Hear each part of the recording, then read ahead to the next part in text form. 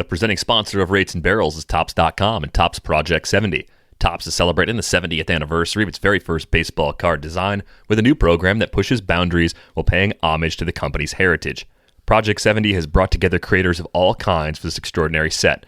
Graphic designers, tattoo and graffiti artists, animators, illustrators, painters, and even a jeweler make up the artist roster, which includes names like Snoop Dogg, Action Bronson, Ben Baller, Jeff Staple, Brittany Palmer, Tyson Beck, Alex Pardee, and more.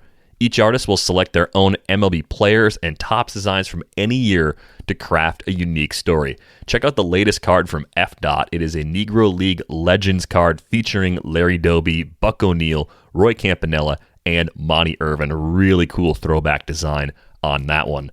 3 new cards launch daily all year long on Topps.com and are only available for 70 hours before they're gone for good. And while you're there, be on the lookout for special cards. Head to Topps.com to learn more about Project 70 and to check out which cards are live right now.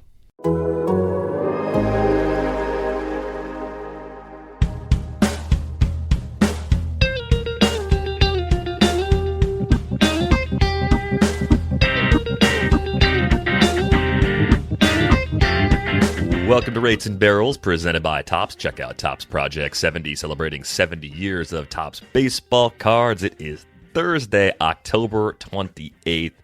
Derek Van Riper here with Eno Saris on the heels of the Astros tying up the World Series at 1 game apiece.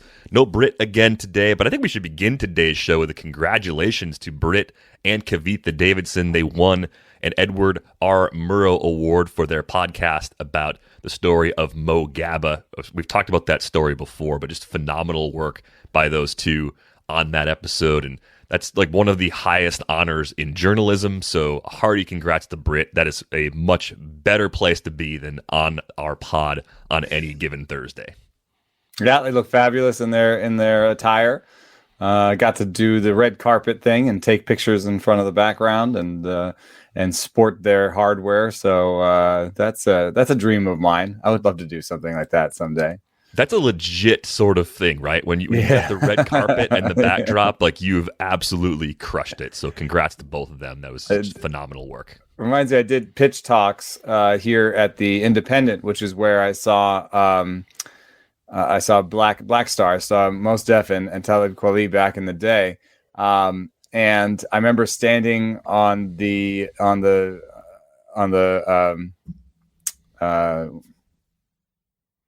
stage. I remember standing on stage and like looking down and be like, Mos Def was here, and that was a thrill for me. So someday I'd like to be able to kind of hold up some hardware and be like, Britt was here.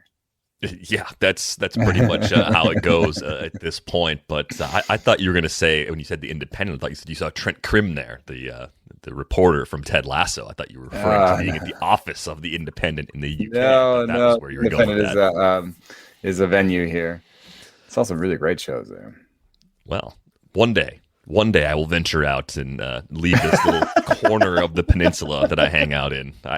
My world is so small. It's the same when I travel to New York. In my mind, Midtown Manhattan is like 6 square blocks or so. That's where I've been every time I've gone for Tout Wars. Clearly, it is much bigger than that. There are whole other boroughs that I should go see sometime that have whole kind of character. Well, see, when you visit, I think it makes sense. Now that you live here, though, that you just moved here, it's fine. But living somewhere, you start reaching out and going to different places. I got up into the mountains for some wine. I feel like that's a small achievement. There you go. Just doing that. But Carmel, or where did you go? No, just up the Santa Cruz mountain. But nice. Let's get to the baseball. Jose Urquidy goes 5, 7 Ks. Really nice performance from him. Astros, of course, win that game 7-2. Early lead for the Astros, of course. Sac fly from Bregman. Travis d'Arnaud tied it up with a homer in the top of the second. But then it was just the kind of weird, soft contact show in the bottom of the second inning. A-Rod loved it because he thought it was 80s baseball, even though the most or one of the most analytically inclined teams of this era has continued to lead the league in team strikeout rate in a good way, having a low K rate. So, A-Rod's kind of on his own planet. Yeah, analytics does not love the strikeout. No. It does not. So that was a kind of hilarious thing. I saw people dunking on him on Twitter, rightfully so. In that case, You know how it actually was. It was because I am so over A-Rod, and I don't know if it is just another example of being the king of waffles, but I've kind of had different opinions on A-Rod at different points in his career. Like I thought, it was kind of, people point to his first contract with the Texas as being like a super bloated bad contract. I thought that was one of the best contracts of all time. To get a young shortstop, MVP type shortstop in his prime for those dollars, I think they did really well. So I was like, people hate him too much. And then he became a broadcaster. At first I was like, ooh, he's kind of interesting. And now I'm so over it. Like just the straw man and the reductiveness and all that stuff. But what I did think was interesting was I looked at the exit velocities yesterday, and you were right. The soft contact show, 4 out of 5 of the best exit velocities yesterday were from the Braves. And I wouldn't say that it's like completely soft contact, because the Astros dominated the next 10 or so. You know what I mean? Like they're like 8 out of the next 10. They hit a lot of balls like 99 miles an hour. That's not like super soft, but like they put the ball in play and they hit it reasonably hard. And they kind of just, one of the things they do is they just pepper, like there's so many, like there's none of them are bad. Only Martin Maldonado, and he can still run into one. So, it was just, I would say the word is relentless. Yeah, relentless is a good way to go. I think there's a funny question in the live stream. James, thank you for joining us. I haven't seen you on the stream before. He asked, is this a fantasy baseball show or a general baseball show? Mitch replied with a yes, along with Sam and James. And then everyone kind of proceeded to explain what we do here. And it kind of feels like the way I feel when I talk to my grandpa about my job, where I'm like, it's sort of like a little TV show that people get to watch on the internet sometimes, and otherwise it's like a radio show that you could listen to on your phone. You get paid for this? Amazingly, yes, I do, and I have a lot of fun with it. But I will say to James that, during the season, and especially leading up to the season, we lean a little bit more fantasy. Mondays and Wednesdays generally lean more fantasy, and then Fridays are more regular baseball. And so the Friday show with Britt, that's been more regular baseball, is what we expanded into the playoffs, because I think, frankly, most people who play fantasy want to take a little break right now. Yeah, I mean, I'm goofy, and if you were excited about it on October 2nd and you said, let's start putting the rankings out, I would do it. But I think pumping the brakes a little bit was a good idea. See, there's a lot of truth here. Sam, one episode was let DVR vent about the Brewers episode. Eno missed that day. That was a travel day for Eno going to first pitch Arizona. James, sometimes DVR gets the ass. Yes, that's right. Probably more often than I should, given the circumstances. Yeah. And then every time Eno tries to take all sides of an issue. Yes. Right. That's pretty much how it works. If you had to summarize what we are as a podcast, I think that's probably the best way to do it. So hopefully you stick around, hit the like button, subscribe, pick us up wherever you listen to podcasts. If you don't like looking at our faces, that's the key to all this. If you don't like our faces, just do the podcast version. Yeah, right. Just listen to us. Hopefully you don't find our voices annoying. Here's a crossover in right now, a person crossover, Jose Urquidy. He is the crossover between our fantasy show and our regular show, because we were big in on him early in the season, despite terrible projections.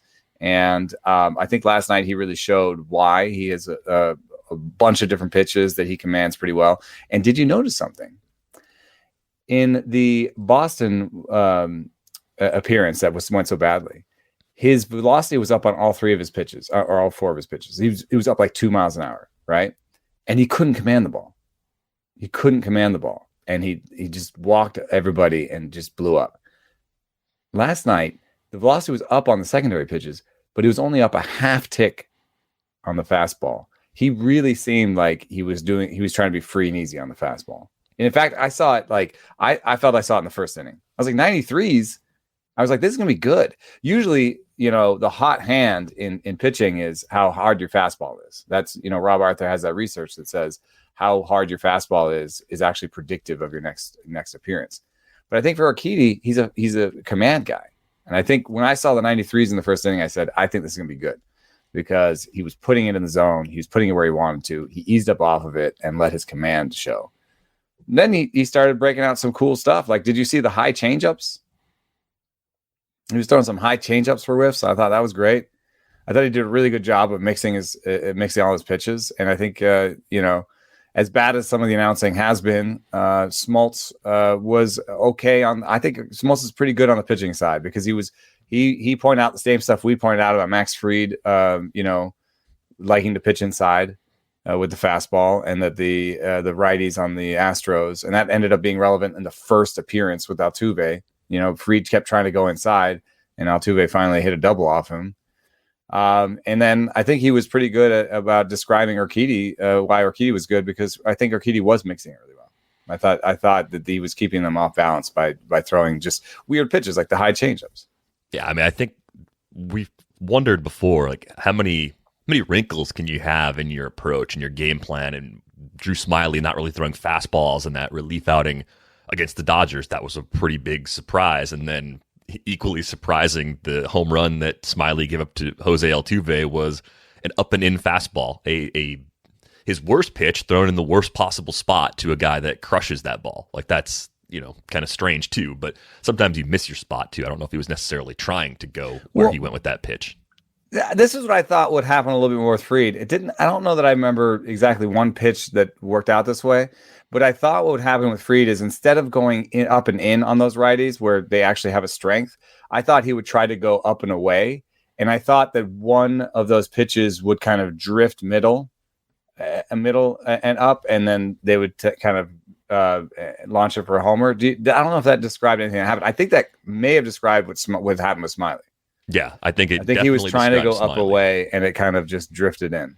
Yeah, I think I was looking at the heat map for Fried, and I was on my phone, so I didn't screenshot it and put it on my computer to share it with everybody, so I'm sorry about that. But the quadrant we were worried about, that up and in pitch, Max Fried actually avoided that part of the zone, up and into righties, that is, to clarify what we're specifically looking at. He didn't really go there at all. So they knew, they saw that, they had that in mind. They knew where the Astros crushed the ball and tried to avoid that. And I think sometimes you can have the right game plan and just not execute it perfectly. I think a lot of this was getting BABIP'd. It was defense making a few mistakes that also compounded things a little bit. Also, though, we were talking about how they make a lot of contact, which is good, and then not necessarily the 120-mile-an-hour version this time. And I think that actually goes into what Fried's approach was. So I think of Fried, he's like, okay, I'm not going to go hard in, but he did go soft in. Like, he did throw breaking balls in, right?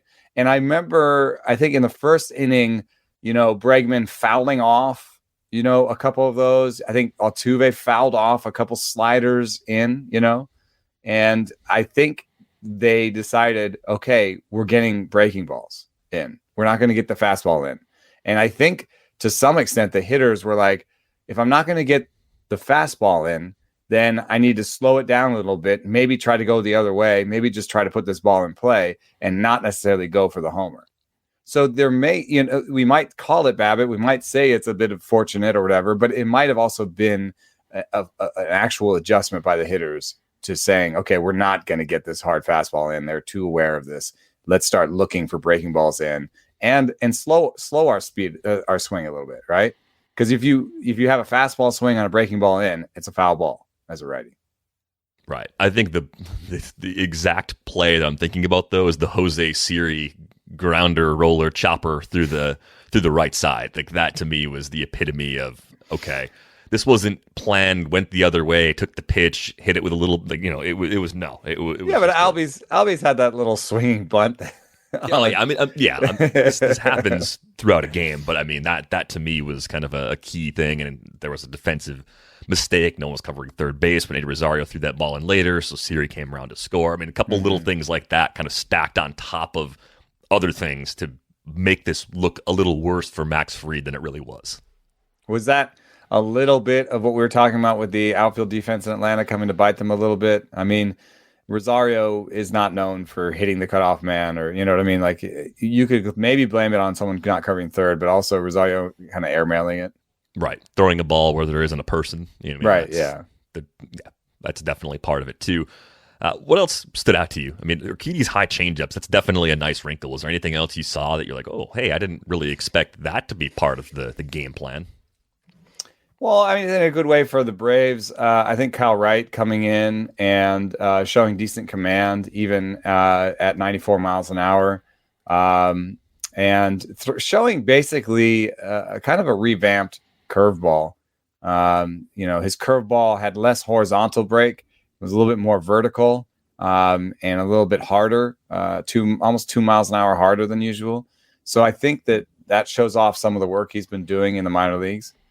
I think he was a little bit more, he was a different kind of pitcher before. So this sort of fastball curveball where it's a little bit more vertical curveball, it's not like something that it's not, maybe not a big deal, but it could become a good deal, right? Like they kind of need someone, right? And someone's got to step forward. And if it's not because Charlie Morton's missing. So maybe he's the guy. Maybe it's only 2 or 3 innings, but maybe he's the guy that they call it a bullpen game, and it's him and Minter, and maybe they actually get through 5, giving up 1 or something. That could put them back in the series, Yeah, so I mean, I think the big focus of today's show is we've got 3 games coming up starting Friday. We don't have a show tomorrow, so we're sort of previewing the entire weekend. And there's so much unknown because of the Charlie Morton injury. For what it's worth, it was Tucker Davidson that Atlanta decided to put on the roster in Morton's place. I think I named the other 3 options. Davidson was the obvious 4th. So it's always going to be the extra player that you don't name. I'm a little surprised it wasn't Strider. Do you think they just wanted to have a lefty? I mean, they have a ton of lefties. There's like 6 or 7 lefties on this playoff roster. I thought it was going to be Tukey because of the experience. I thought they were going to go with the more proven guy and say, we're going to work 2 or 3 innings at a time. Yeah, and he showed some flashes in the second half. So rather than put Strider out there in a situation where you just don't know exactly what you're getting. Yeah, you get the benefit of a guy that the Astros might not have as good of a scouting report on. I thought Tukey was going to be that choice. So yeah, another lefty. Definitely not something I expected, but the only pitching matchup that's clear at this point for the weekend is the Friday matchup. It's going to be Ian Anderson going up against Luis Garcia, so we can start there. That, to me, kind of an even matchup. We've had that pretty much for each of the first 3 games, but where I think this series could go completely sideways for Atlanta is in the event that Ian Anderson goes short in Game 3. That's the nightmare scenario because the bullpen fatigue will start to compound over the course of the weekend, right? I mean, that's the nightmare scenario. The same is probably true for Houston, given the current state of their rotation, but I still think when we look at Greinke and Javier, who get to pitch in Game 2 and should be pretty rested even by the time we get to 3, I would imagine they're probably trying to save them for 4 or 5 if they can, but those 2 guys still give me quite a bit more confidence than the worst of the worst Atlanta relievers by comparison. It's only a slight difference, but it's a difference nonetheless.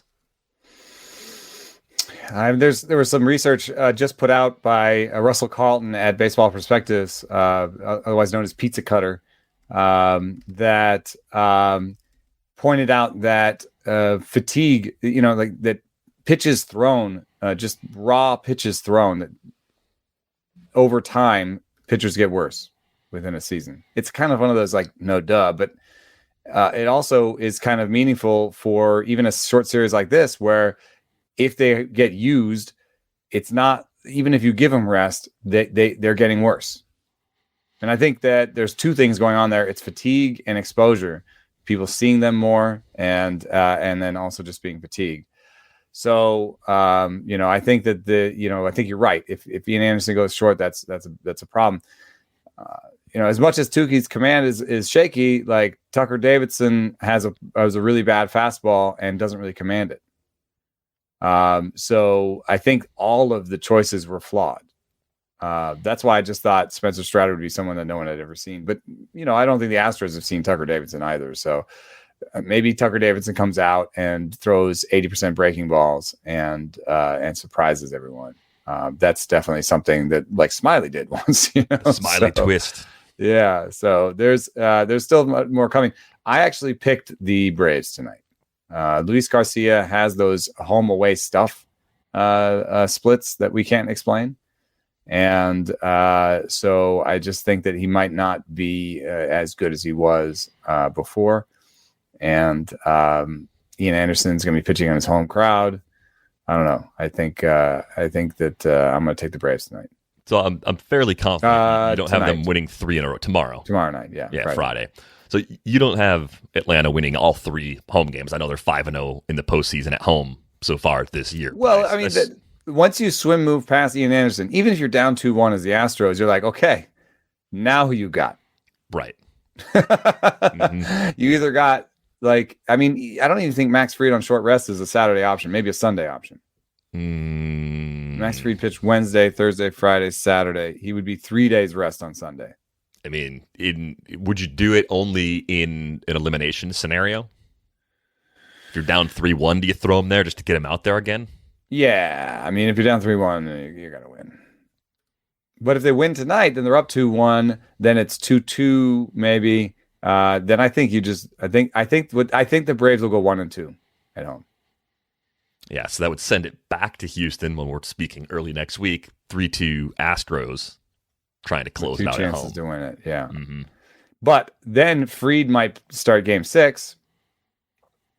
And if he makes an adjustment, it could easily come down to 7 with our man Urquidy back on the mound. Yeah, I would imagine Houston doesn't want to bring Urquidy back early the same way Atlanta doesn't want to bring Fried back, and maybe they have their scenario in which they would do it, but I'm not expecting. Who are the problems? Who are the problems with either? I'm pretending like the Astros have all these pitchers and the Braves have none, but if it's Anderson versus Garcia, then the next one would be Fromber.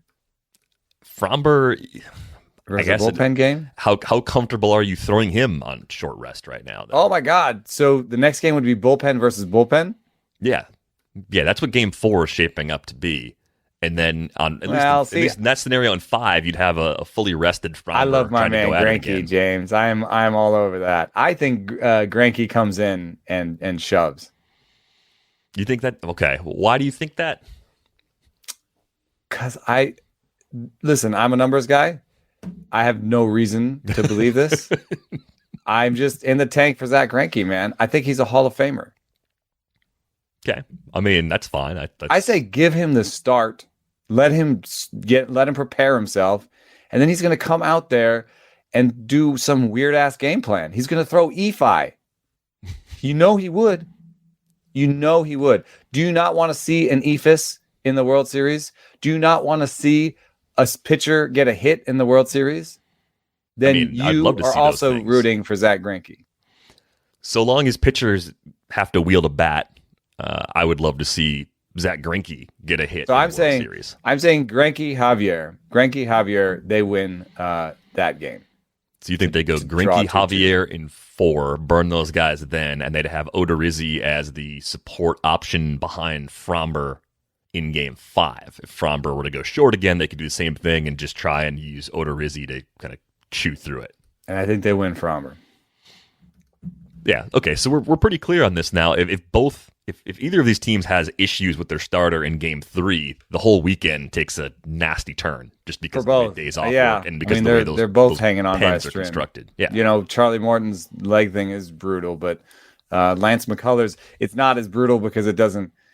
You don't see it happen in real time. But Lance McCullers grabbing a forearm, right when they needed him. I mean, how different would it be if they had Lance McCullers in Game 4? You're just like, oh, okay.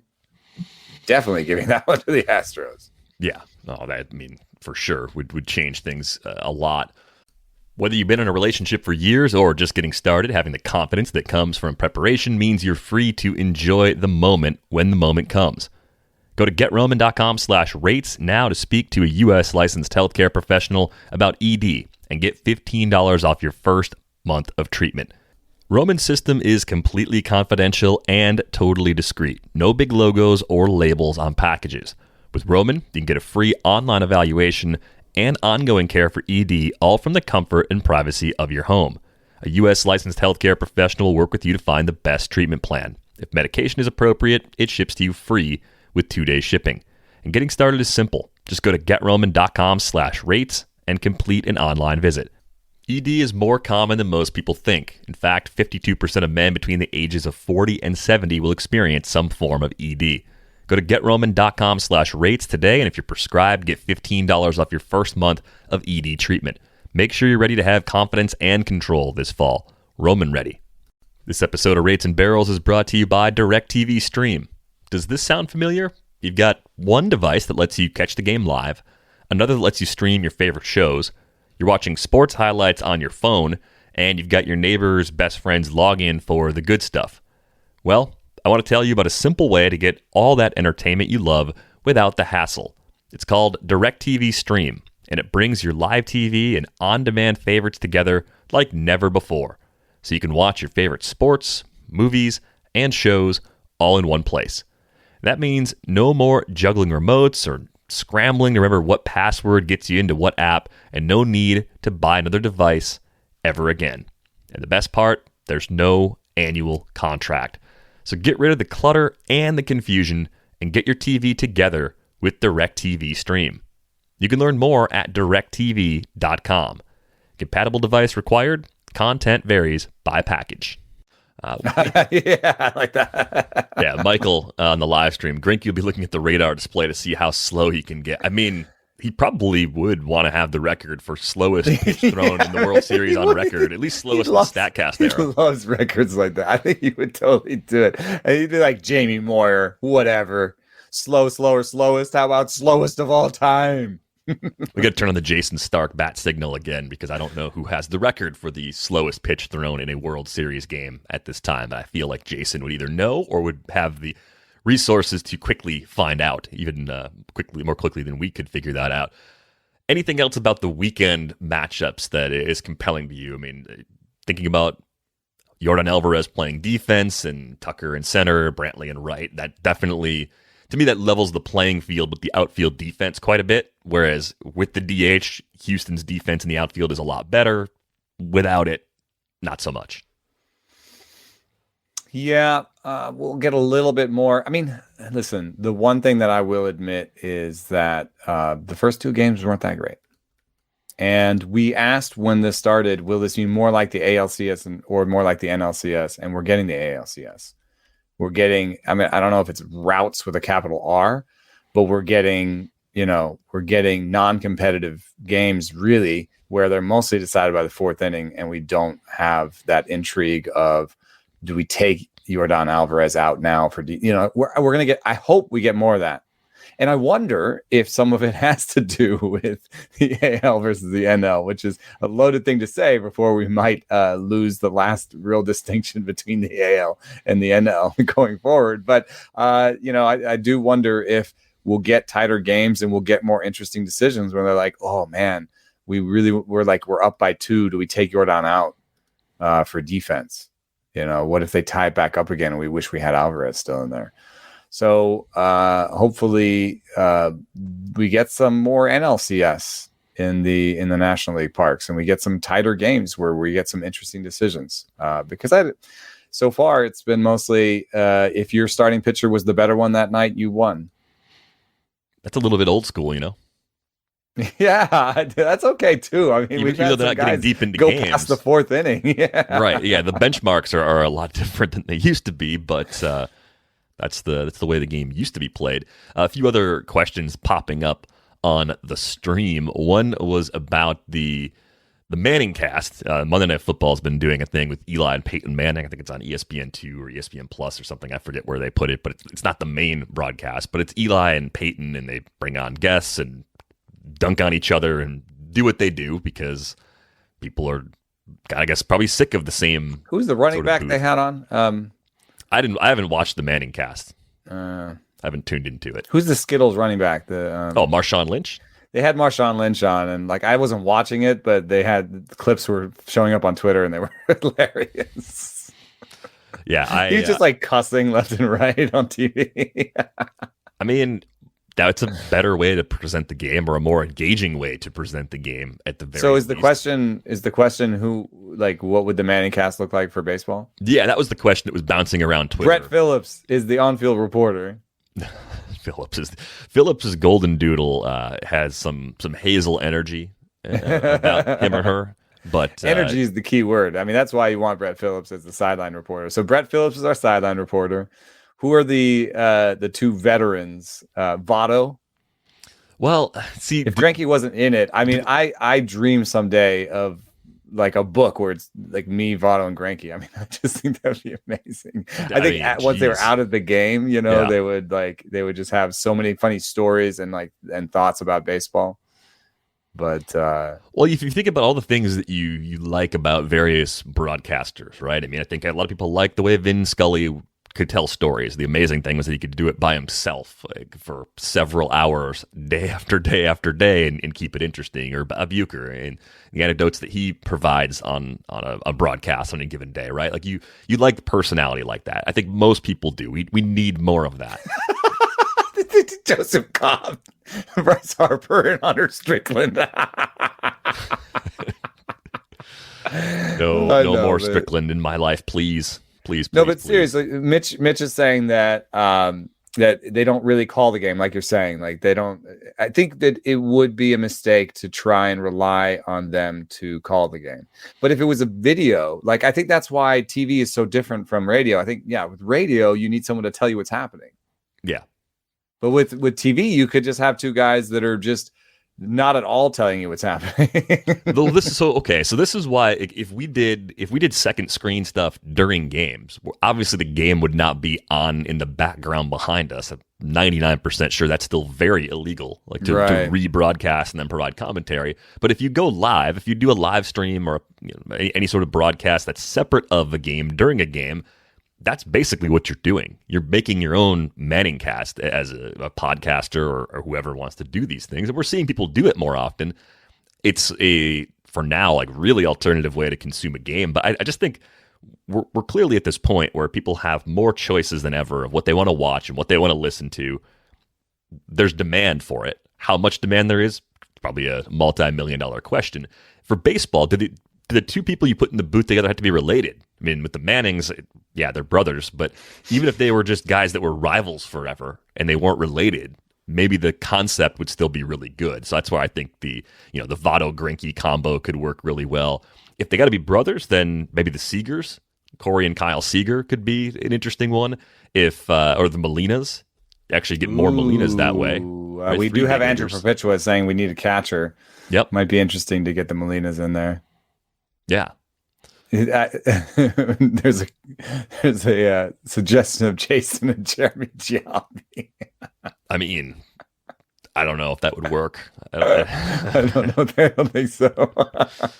Yeah, it would be funny for a little bit, but I think, I don't know about the analyst part of their brains. Yeah, the Molina cast. I mean, I think that actually could be one of the best combos if the requirement is that the people in the booth need to be related. If it could be father-son, would a Griffey cast be any good? Oh, I like it. I can't remember the last time I saw Senior around or heard him anywhere. You see Junior from time to time on stuff, but it's true. The Bakers, that could work. Bakers. Actually, that could be really good too. Mitch House, Sandy Alderson and his son. Zing. How much do you like dead air? How much do you just like the sound of the ambient noise of the game? Because I feel like you get a lot of that. I know you're making a joke, but I do think that's the weirdest toggle on this, right? Because if you're calling the game, a lot of times you're quiet because you're letting the fan noise come in, right? Mm-hmm. But if we were to do something like this, where we are talking about the game, I don't think there's so much analysis. I think there would be times where you'd want to be quiet. Well, I don't know. On TV, that plays so weird, though. It's different on the radio. It's even weirder if it's not the actual TV and someone's listening to a stream next to the, you know what I mean? That's outside of the TV. Yeah. Have you ever made a meal while the TV was on? My Roku froze. I can't. Yeah. So some people need the noise. Some people need a little more kind of pushed in there. You could get You get the Bonzes in there. You could do all sorts of the Boons, a Boone cast. You get a Canseco cast, as Sam suggests. I mean, the possibilities are endless. I think they kind of accidentally. I forgot about Ozzy Canseco. I forgot about it. I was like, Canseco has a brother, and I was like, oh yeah, Canseco has a brother. You could do the Ripken cast. Oh, the Ripken cast would be good, I think. I mean, they are used to TV. They do a good analysis. Like, they'd be pretty good. Yeah, the Ripken cast. That would be like a normal thing. That would almost be most like the Manning thing, I think. Ripken cast or Boone cast, since Boone did TV before becoming the Yankees manager. I think they'd have a little bit of a head start relative to some of the other people you put in there who haven't done TV before, who might not be as natural at it. It's funny to me because you can, I don't know if you watch NFL games, people watching on the stream, many of you probably do, some of you don't, but like Tony Romo, for his lack of experience as a broadcaster, I feel like brings something. And maybe you're tired of him already. I understand if you are. That's why I thought like Vado Granke. I think Vado, like, he doesn't have experience as broadcaster, but he'd be hilarious. But I'd be willing, in seeing what he's done in interviews and hearing those interviews, I'd be pretty confident that he would show up and do a good job. Like, you can get a little bit of a feel for it. It's still something of a guessing game, but I'd be pretty confident that Vado would do really well just on live TV. Yeah, and I just think that Vado and Granke would be in particular funny because their sense of humors are very different and strange-ish. Like, Vado does have a bit of a troll sense of humor. And then Granke is like Mr. Dry. Like, he's so dry that he's like one of those ones where you just like, did he mean that? Like, he called himself a genius the other day, and I was like, I think he's serious and also not. That's the kind of humor he has. Simultaneously, both. Yeah. Yeah. Well, lots of good ideas flowing in there. I think they kind of stumbled into the Manning cast structure, it seemed like, during the KBO games, right? Because Boog Shambi, I think, was usually the lead, and it was just bringing on different guests from you were on some of the games as a guest, and it kind of felt like a podcast with a game in the background, just because. The weirdest part though was that, like, there was very little focus on the game. Well, but I think that comes back to a general lack of knowledge about the KBO, the players involved. And yes, you can do the work and dig into that, but I think they probably realized there wasn't going to be a long-term investment from the audience in learning about those players and like wanting to stick with them beyond the part of the season or the season that we were going to watch. Like, I think that was probably an accurate read on the part of whoever did that. Yeah, they just wanted to have something on to, that looked like baseball, where we could talk about baseball and wish baseball was back. Yeah, exactly. One other topic I wanted to get to today, since the series is going back to Atlanta. This came up a little bit earlier in the week. Rob Manfred asked earlier in the week about the Braves' name, the chop, the imagery in Atlanta. It was prior to game 1 of the series, and his answer was just absurd. Here's his answer, the full quote version. The Native American community in that region is wholly supportive of the Braves program, including the chop. For me, that's kind of the end of the story. In that market, we're taking into account the Native American community. In Atlanta, they've done a great job with the Native Americans. The Native American community is the most important group to decide whether it's appropriate or not. Now, I think it was easy for most people to go, that can't be right. That's not right. And there were immediately press releases that said, we are not supportive of it. Right. And Evan Drellick's been reporting on this. There was a statement released by the National Congress of American Indians, which immediately refuted that. I mean, it was just... I think the hardest part about this is it's so stupid to do this chop in the first place. There's no reason to have a team named this way. We've seen the change happen in Cleveland, and I feel like the pattern and how these things actually change is years and years and years of protest and protest and protest and complaint. It just takes like an exhausting amount of energy before teams finally change. Like, we saw it, the Washington football team going through the change right now. Cleveland, they're the Guardians now. It can happen even when it seems like team ownership and even the league in this case have their heels dug so far into being resistant to it. But I don't know how you expedite that process. That's what I've been kind of racking Money. my brain. Like, yeah, I think that's Money the only talks. thing. And I think this is what changes the difference between Cleveland and Atlanta is actually not necessarily. I don't want to blame Atlantans. I do think there's a little bit of inertia. I grew up in Atlanta for the large part, and it's a tradition that's handed down. The chop is handed down, right? But I think that actually the tribe that they trot I'm going to say trot out the tribe that they point to as saying they're supportive. This is really complicated. They're a financial partner of the Braves and of Major League Baseball. They're the kind of tribe that's behind Harrah's, and so there's gambling money involved. So right, so now there's a bunch of money involved. You have like an actual and everyone's saying there's no conflict of interest here. Are you kidding me?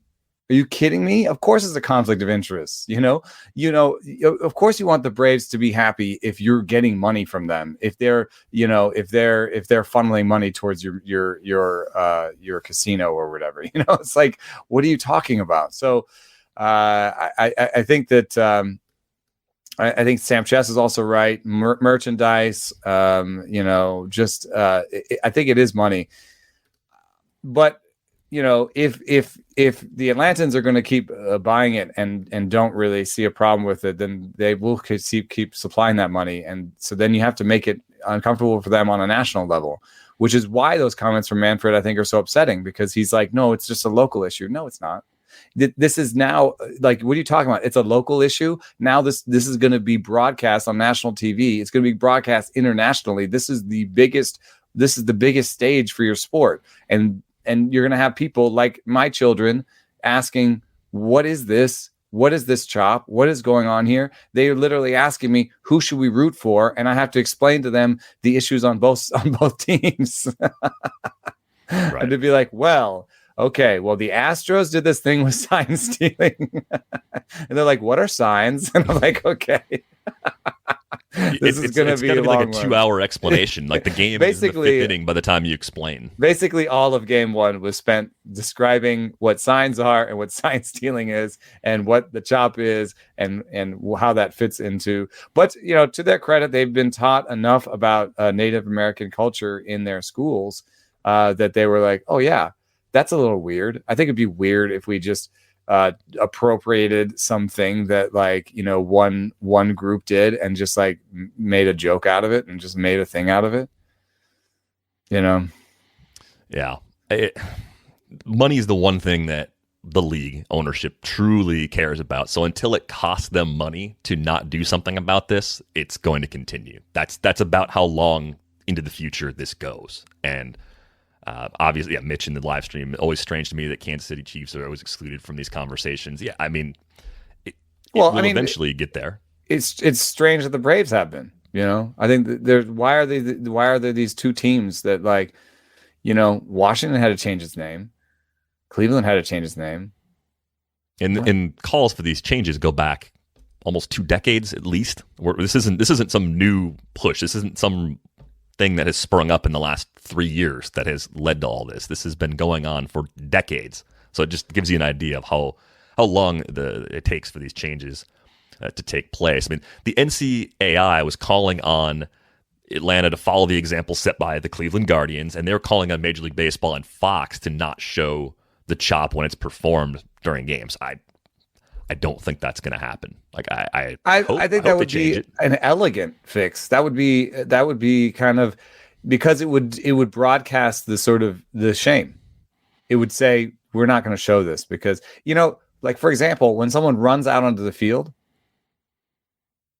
you know what I mean? Yeah, right. They don't show it. Yeah, 30 years ago they did, but now they don't. We don't want more of this.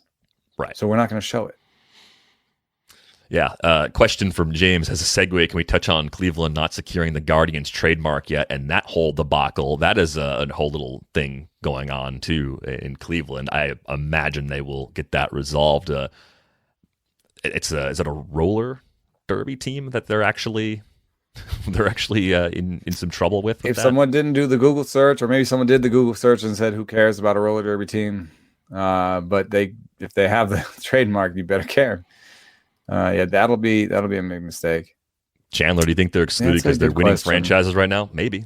But I don't know. Cleveland was having a lot of success and kind of a repeat playoff team for a few years. So I almost wonder if flying under the radar and not being on the national stage shelters teams like this from the enhanced criticism, right? When it's only primarily viewers watching in the local market, not at all to speak any truth into what Manfred's statement was about. But I think you amplify these problems when teams are in the postseason because it goes from mostly people in one area watching to everyone watching. I also think that the one piece of truth might be, and it's very interesting in Atlanta. I think that I think Georgia is a little bit closer to Ohio politically as a locale. And I think that there's some aspect of this that has become largely political, which is you can't tell us what to do. You can't, we do what we want. Right?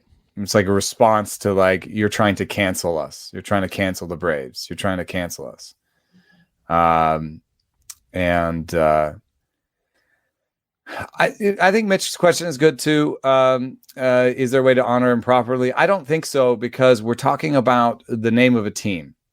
So you're basically equating them with Tigers and Cardinals and whatever nonsense is out there. I mean, trash pandas. Right. I mean, you've got a team called the Trash Pandas. Do you want the Trash Pandas to play the Blackhawks? You know what I mean? Like, yeah. Even if the Blackhawks doesn't seem as bad, like they're playing the Trash Pandas.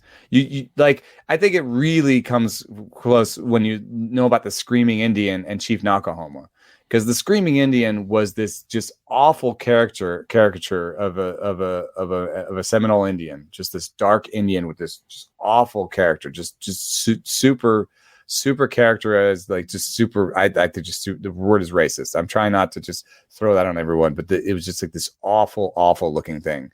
And even as a child, I was like, "What is that?" And then Chief Nakahoma was like, he was actually a Native American. I don't know if that makes it better, but he's like out there in a teepee making smoke signals and stuff. And like, I mean, come on. Yeah. There is no. You're equating that with who's the Phillies mascot? Well, technically, he's a bird, according to Jason Stark, which I thought was strange. The Phillies guy? The Fanatic, yeah. The Fanatic is a bird? Somehow classified. Well, this is my point, dude. We don't even know what they are. You know, see, you're like going to put up an Indian against like a mythical creature. You know? Yeah. So, just another one of those places where I feel like we're going to be having conversations like this for a long time, because change takes forever, even though it should have happened long time ago. That's just the way it goes. It's easy as this, man. Like, what if we had the Atlanta Crackers back? Yeah. What if there was a team called the Atlanta Black People? It's just, you can't. And there's like a black dude running around as a mascot. Like, what? What? Yeah, it does not compute through the lens of how we think about things today. I really disagree with this comment by Aces that we should get rid of all mascots so everyone could be. No, the Fanatic is not offensive to anyone because the Fanatic is not even a thing. Yeah. It's a made-up creature. No one's offended by Blooper. Nobody even knows what Blooper is. There have been so many modern mascots where you look at it and you're like, is that a dinosaur, or what is that supposed to be? What kind of what hybrid animal did they just make up? Like that's probably the right way to go. No, we're just gonna have a caricature of a race running around. On that note, more coverage on that story, I'm sure, to follow here at The Athletic. Evan Drellick has been all over it. If you want to check that out, you can do that. 33% off subscription at theathletic.com/rates and barrels. 3 games this weekend. It feels like a lifetime of baseball is going to pass before we speak again. We may have a World Series winner when we come back on Monday, which is Hard to believe that the season could be over here in just a few days. We're back Monday at 11:30 a.m. Eastern on Twitter. You can find Eno at EnoSaris. You can find me at Derek Van Riper. And good news, Britt is back on Monday as well. If you're watching us on YouTube, be sure to barrel up on the like button. If you're enjoying us on a regular podcast platform where you can leave us a nice rating and review, we'd greatly appreciate it if you took the time to do that. Enjoy the games this weekend. Rates and Barrels is back on Monday. Thanks for listening.